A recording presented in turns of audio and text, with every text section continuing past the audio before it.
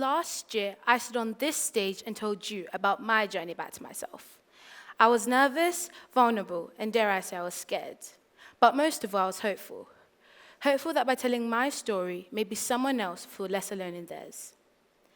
I spoke about the importance of rediscovery, about learning to see who I was beneath expectations and fears. When my talk ended, I felt a sense of arrival, as if I had finally reached my destination. What I've learned since then is that there is no finish line. Finding yourself isn't the end of the story, it's just the beginning. And after I left this stage, my story kept unfolding, and people kept reflecting it back to me. Students told me, I never knew you felt that way, but I've been there too.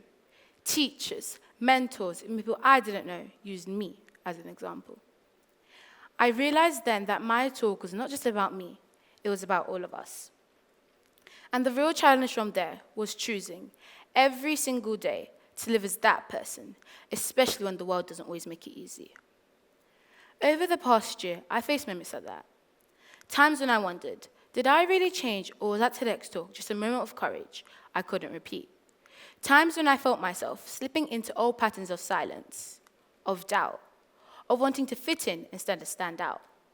But each time, I had to remind myself, the journey back to yourself is not a one-time trip, but it is a road I have to walk again and again. That's not a weakness, that's life. We are all works in progress. Growth is not a straight line, it's a spiral. We circle back, but each time we return, we're a little stronger, a little wiser, a little more ready to step forward. I used to think identity was like a destination you arrive at, but it's more like a language you keep learning. Some days you're fluent, ni hao, wo jiao ashtat, heng gao xing jiao dao ni. Other days you stumble, ni hao ma, but you keep speaking anyway.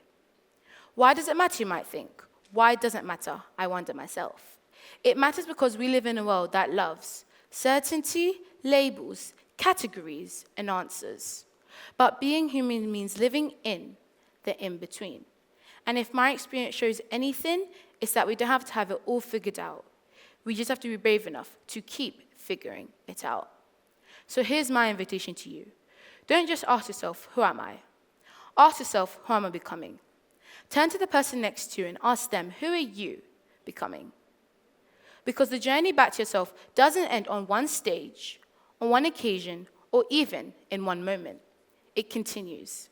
Every choice, every setback, every step forward, we are always endlessly becoming. So tonight, part 2 isn't about how I've become since last year. It's about what has taken me to keep on becoming, to rise, to stumble, to grow, and to keep walking this journey with courage, no matter where it leads. So if part 1 of my story is about rediscovery, this is about resilience, about learning that staying true to who you are isn't about never falling back. It's about choosing, again and again, to rise as yourself.